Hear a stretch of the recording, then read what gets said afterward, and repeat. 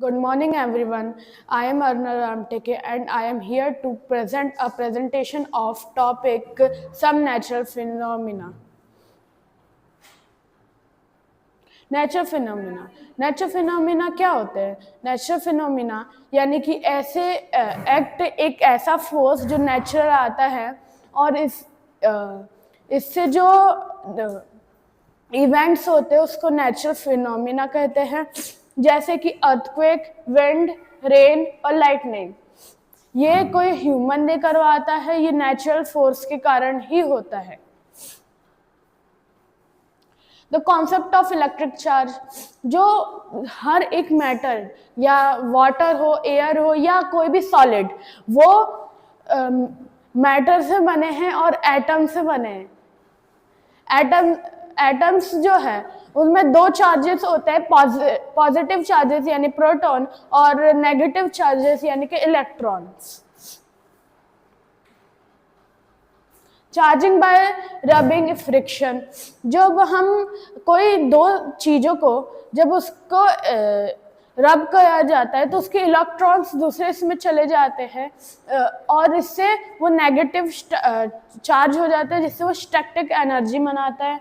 जैसे कि हम अगर कोई ड्राई हेयर्स में अगर कॉम को चलाए तो अगर उसको ज़्यादा तेज़ी से फ्रिक्शन के कारण चलाए तो वो पेपर को अट्रैक्ट करता है। ये भी एक फिनोमिना है।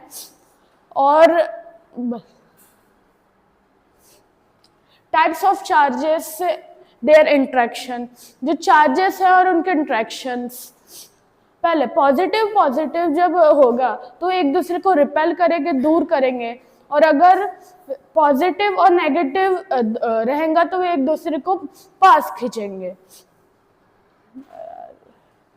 ट्रांसफर ऑफ चार्ज, एक होता है कंडक्शन यानी कोई चीज को कोई मेटल के थ्रू हीट या एनर्जी को पास किया जाता है, या इंडक्शन यानी किसी ऑब्जेक्ट को एकदम पास लाके उसको उसमें एनर्जी या हीट पास किया जाता है। द इलेक्ट्रोस्कोप क्या होता है? The gold leaf electroscope, gold leaf electroscope एक ऐसा डिवाइस है जिससे हमको पता चलता है कि कोई चीज का कितने उसमें स्टैटिक एनर्जी है।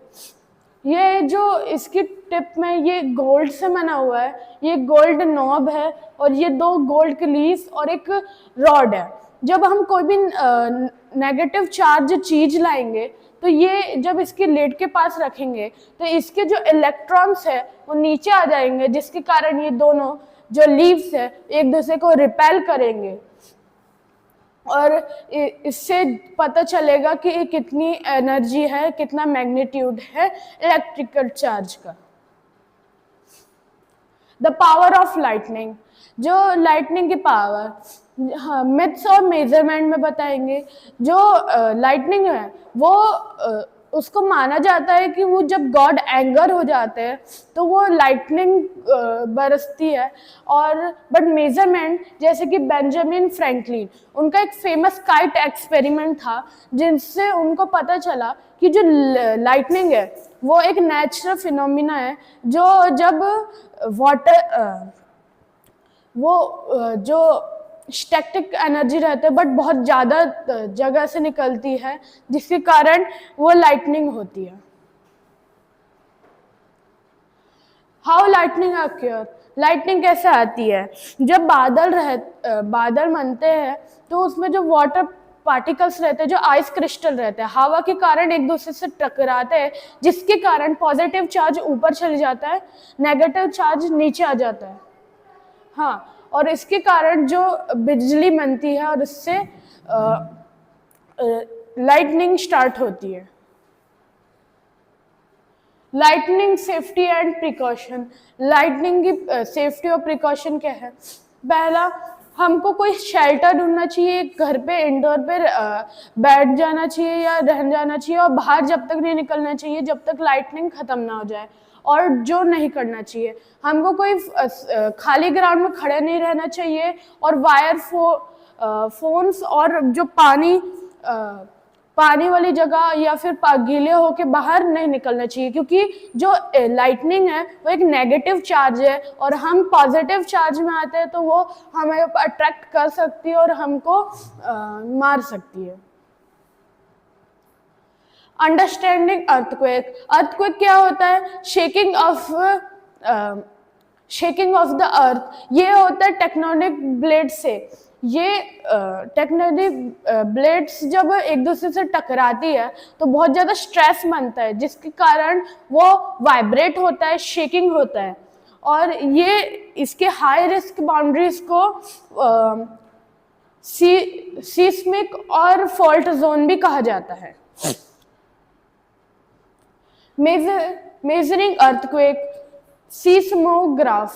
सीस्मोग्राफ ये एक इंस्ट्रूमेंट है जिससे हम मेजर करते हैं।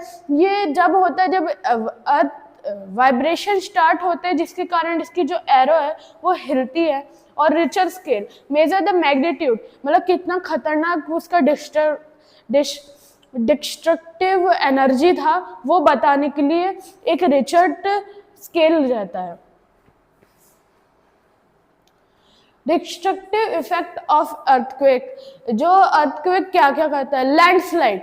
लैंडस्लाइड यानी जब माउंटेन से जो सॉइल रहती है, जो एकदम पैक्ड सॉइल नहीं रहती, तो वो अर्थक्वेक के कारण गिर जाती है और पूरा लैंडस्लाइड हो जाता है। फिर टी सुनामी। जब टेक्टोनिक प्लेट्स एक दूसरे से टकराती है तो वेव्स बनती है, बहुत ज़्यादा वाइब्रेशन होती है, जिसके कारण टी सुनामी यानी कि सुनामी भी आती है। और फ्लड्स जब होता है, जब डैम अर्थक्वेक के कारण टूट जाते हैं और सारा पानी पूरे सिटीज में भर जाता है। अर्थक्वेक सेफ्टी इंडोर प्रिकॉशन, यानी कि हम अर्थक्वेक जब आता है तो हमको अंदर क्या करना चाहिए? हमको लेट जाना चाहिए और कोई डेस्क के नीचे सर पे हाथ रख के बैठ जाना चाहिए, और जब तक बाहर नहीं निकलना चाहिए जब तक वो बंद ना हो जाए, और जो हैवी फर्नीचर और ग्लास के पास नहीं रहना चाहिए क्योंकि वो गिर सकते हैं ऊपर। Earthquake safety outdoor precaution. हम जब अर्थक्वेक होता है तो हमको बाहर कोई अच्छी जगह, क्लियर जगह पे रहना चाहिए। हमको बिल्डिंग्स, टॉल ट्रीज और पावर लाइन से दूर रहना चाहिए। और ड्राइव कर रहे हैं तो उसको रोक के वहां पर सेफली व्हीकल के अंदर रहना चाहिए। How rainbow form.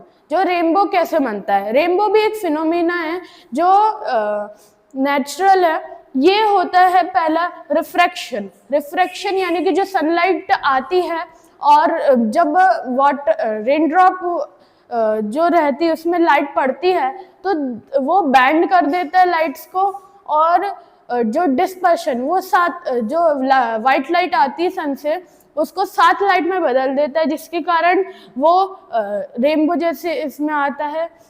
और फिर इंटरनल रिफ्लेक्शन, यानी कि जो लाइट है जब वाटर ड्रॉपलेट में जब घुसती है तो वो अंदर ही अंदर रिफ्लेक्ट होके कलर्स बनाती है। ये होता है सनलाइट के डिस्पर्शन, रिफ्रैक्शन और इंटरनल रिफ्लेक्शन के कारण। Thank you. Please like and subscribe.